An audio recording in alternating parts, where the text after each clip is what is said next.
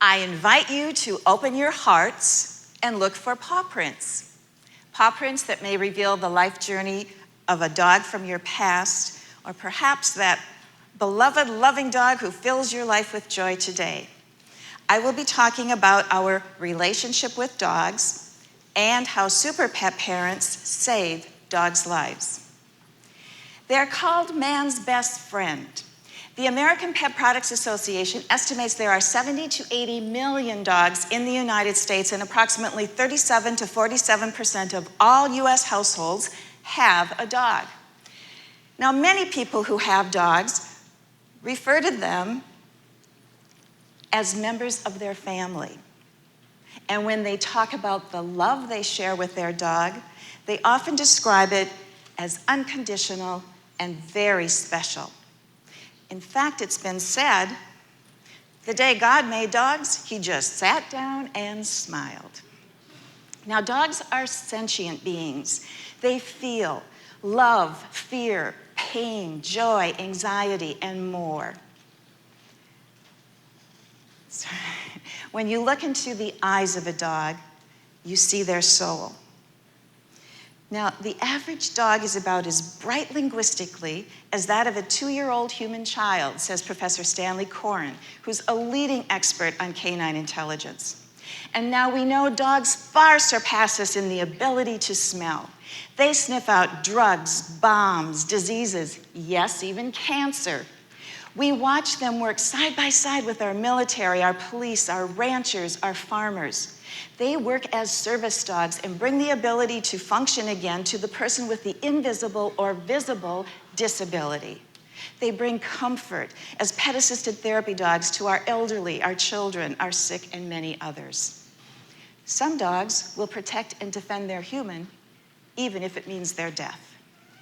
And yet, despite our dogs' impressive attributes and admirable loyalty, according to the Humane Society of the United States, approximately 2.7 million healthy adoptable dogs and cats, that's about 1 every 11 seconds, are put down in US shelters every year.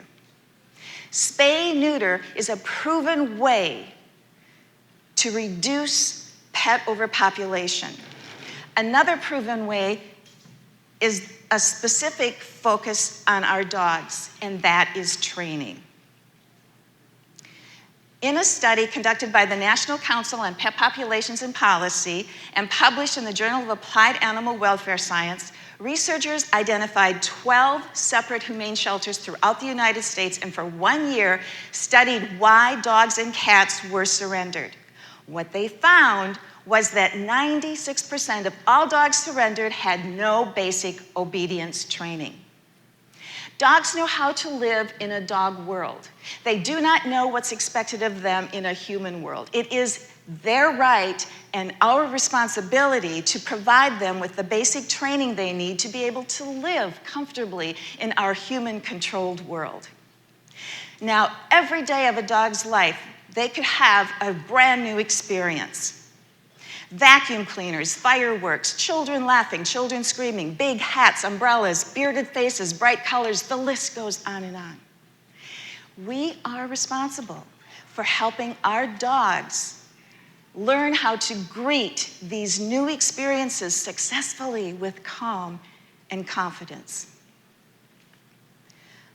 A dog who is socialized and trained is truly a joy to live with. Many of you may be familiar with the alpha concept, the alpha theory, which promotes dominance in our relationship with dogs and dominance in how we train our dogs. The alpha concept, as it applies to wolves and dogs, has been proven through research to be invalid. In her book, Animals Make Us Human, Temple Grandin cites the work of Dr. L. David Mack, who for 13 years studied wolves in the wild on Ellesmere Island in the Northwest Territories of Canada. Now, Dr. Mack's findings are vital in that they change how we have viewed wolves for centuries. In her book, Grandin quotes Mack when he says, "In the wild, wolves do not live in packs, and there is no alpha male who fights other wolves to maintain his dominance. Grandin supports that with her comment, our entire image of wolf packs and alpha is completely wrong, and that wolves live like people do, in families with a mom, a dad, and children. Now, this impacts our dogs because of their link to the wolf and leads Grandin to suggest that what dogs need are parents, not pack leaders. Now, there is a natural dominance in the wolf-child relationship, as in dog and in human. But what's more impressive is the canine dependence on humans. Dogs depend on us for food, water, shelter, a sense of safety, companionship, love, veterinary care, medical care. And when these basic core needs are not met, we see the implications on a global level. We see dogs who are homeless, scavenging for food, dogs who don't feel safe because they're not safe. And when they get injured or ill, they often don't recover because they don't get the medical care they need. So with all this already in place, the natural dominance in the parent-child relationship, the impressive dependence on the human, it doesn't seem necessary to impose dominance in our relationship with our dog, and certainly not dominance in how we train our dogs. Employing positive training techniques in a parent relationship based on trust and respect will grow and foster that long, loving relationship we want with our dogs.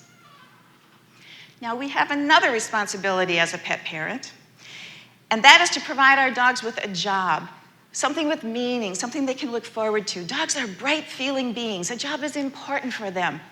Training is the perfect job. Training is a lifelong job. You create the training opportunity for your dog, and the key is to every day for the rest of your dog's life, ask for those learned behaviors. Every day, ask for the sit, the stay, the come, the wait, the leave it. Reinforce it with positive thank yous, positive verbal praise, positive petting, random treats. You now have a dog with a foundation of behavior you can build on. Now you have a dog you can teach tricks. You can have fun learning tricks together. You have a dog, you could pursue pet-assisted therapy training. Or you may want to pursue some canine sports. Agility and nose work are just two of the many out there. You have a dog who can walk by your side calmly for long quality walks, which will benefit both you and your dog with exercise and time together. Schedule Frisbee times for play, fetch for play dates with other dogs.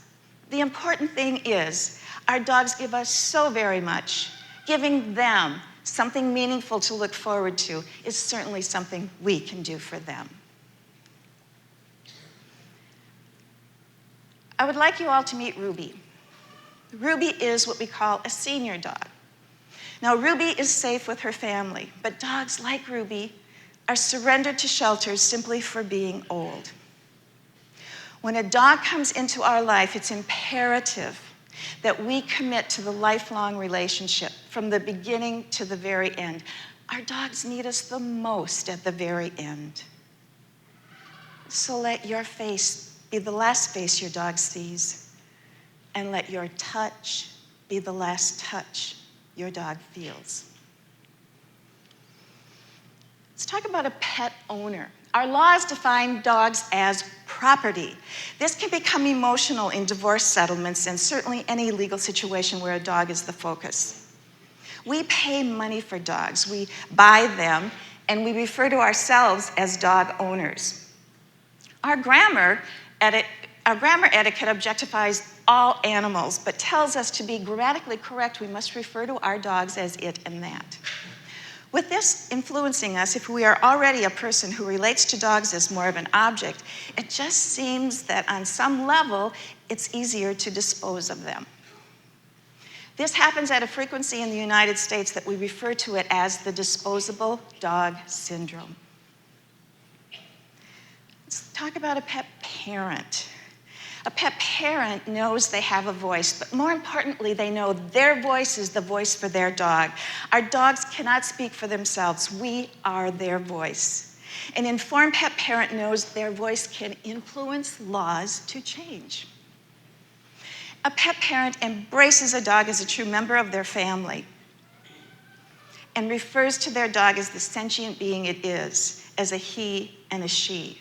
And a pet parent knows there's power in this because they know language changes behavior. A super pet parent is a parent who brings a dog into their life, into their family as a true family member, relates to them as the sentient being they are, but also provides them with training, socialization, a job, and commits to the lifelong relationship with this dog. And this is a dog's life saved. And just as important, a super pet parent shares their information with other pet parents, shares their training skills, their parenting skills, their overall knowledge of their dog. And this has the potential to save more dogs' lives. So let's go forward with these good ideas and share them. They're worth spreading to help make the world a better place for our beloved dogs and all the humans and the pet parents who love them. You know, it's said a life journey is just a bit sweeter when traveled with a dog. I want to wish each and every one of you a continued wonderful life journey. And if your journey does include a dog, please give your loving dog a loving pet for me. I thank you.